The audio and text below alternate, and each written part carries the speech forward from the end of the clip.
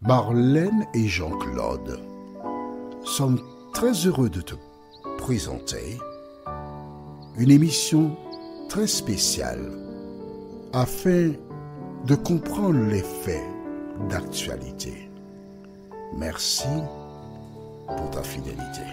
Merci d'être encore là afin de découvrir cette nouvelle série qui s'intitule Le temps de détresse et le millénium.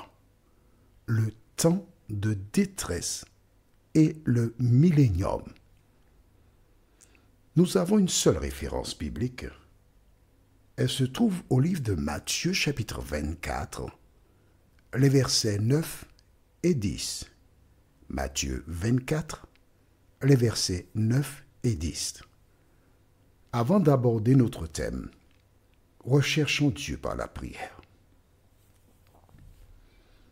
Notre Seigneur et notre Dieu,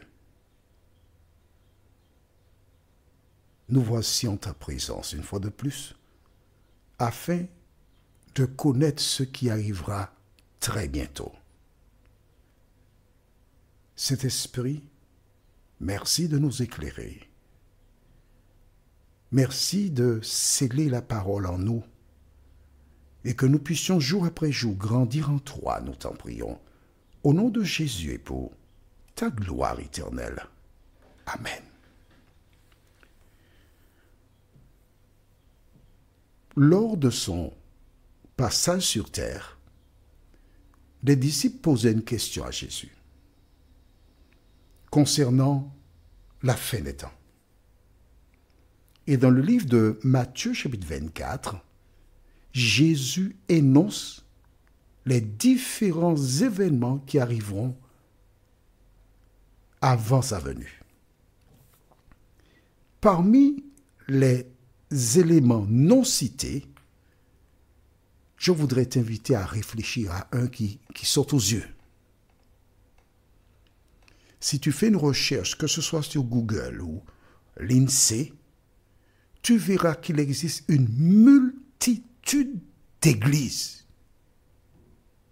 Question, pourquoi y a-t-il tant d'églises?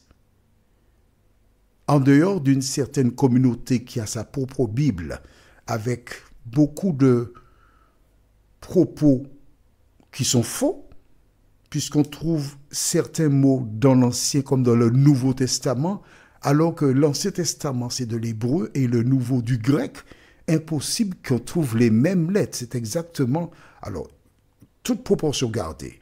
En anglais, il y a passeport, en français, il y a passeport. Il y a impossible en français comme en anglais. Mais il existe des noms anglophones que tu retrouves dans la Bible où il est question de grec et qui n'a pas sa place du tout. Pourquoi y a-t-il tant d'églises?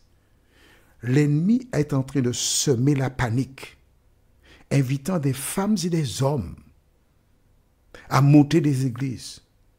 Et il suffit qu'une personne ne soit pas d'accord avec des gens qui ont des vêtements un peu courts. Ces personnes vont fonder une église spéciale où les femmes portent des vêtements longs, des chapeaux et des manches longues. Et là, nous avons notre église. Une autre église où les personnes aiment danser. Alors, oui, justement, un jour, je passe devant une communauté et j'entends une musique, un zouk, on va appeler ça un zouk. Alors, je m'arrête, je descends, je vais regarder, j'entends à certains moments Jésus, et quand je regarde à l'intérieur de cette église, je vois des gens danser, bouger leur postérieur à gauche, à droite, devant, derrière. Je dis, c'est pas possible ça. Et quand ils ont fini de chanter, j'ai abordé une jeune femme et je dis, écoute, mais vous faites quoi là? Elle dit, nous adorons l'Éternel. Nous dansons devant l'Éternel. Je dis, vous dansez devant l'Éternel avec tous ces mouvements-là? Mais si un homme passe ici et il a une concentration sanguine en dessous de la ceinture, vous faites quoi? Ah, ça c'est son problème. Hein? Moi, je danse devant l'Éternel. C'est pas pour lui que je danse, c'est pour l'Éternel. Et des gens fondent des églises au fur et à mesure. Ceci est un signe que le diable cherche à tromper un maximum d'individus pour qu'ils soient perdus. Il y a un vrai temps de détresse qui arrive.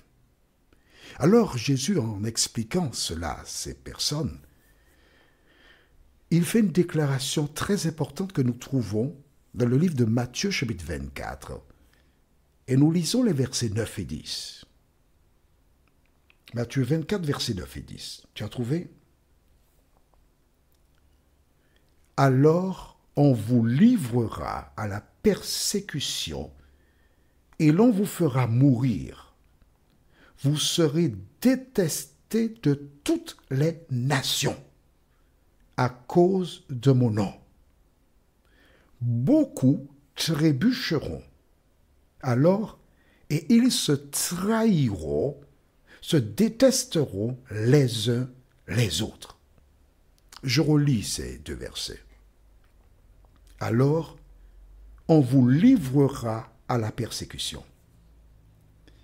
À travers les siècles, des gens qui avaient la Bible étaient persécutés. À travers les siècles, des personnes qui protestaient contre une certaine église étaient persécutées. La persécution a toujours existé. Mais là, Jésus déclare qu'à la fin des temps, on parle des droits de l'homme, on parle de la liberté d'expression, etc. Mais Jésus te dit qu'à la fin des temps, on vous livrera à la persécution et l'on vous fera mourir. Dans certains pays, au Moyen-Orient et ailleurs, quand des gens osent se joindre aux protestants, on arrête les protestants. On les tue, on les brûle. Est-ce que tu savais ça? En fait, ce que dit Jésus là, ce n'est pas quelque chose qui va arriver dans longtemps, non? C'est quelque chose qui existe déjà. Mais cela va s'amplifier. Pourquoi? Parce qu'il dit, vous serez détestés de toutes les nations. Toutes les nations donc vont se liguer, vont se mettre ensemble pour persécuter des personnes qui ont accepté Jésus pour sauveur personnel. Est-ce que tu es consciente? Es-tu conscient de cela? Verset 10. Beaucoup trébucheront. Pas un ou deux, non. Jésus dit qu'il y a beaucoup de personnes qui sont des chrétiennes. Des personnes qui élèvent Jésus. Des personnes qui parlent de Jésus. Des personnes qui prêchent Jésus, beaucoup trébucheront. C'est-à-dire que ces personnes vont rejeter l'évangile à cause de la persécution. Est-ce que tu en es conscient? Tu sais pourquoi? Parce qu'elles ne lisent pas la parole. Parce qu'elles n'ont pas assis leur foi sur Jésus. Ce sont des personnes qui vont à l'église, qui écoutent des prédications, et qui, entre deux sommets, vont dire « Amen, Amen, gloire à Dieu » et vont se rendormir.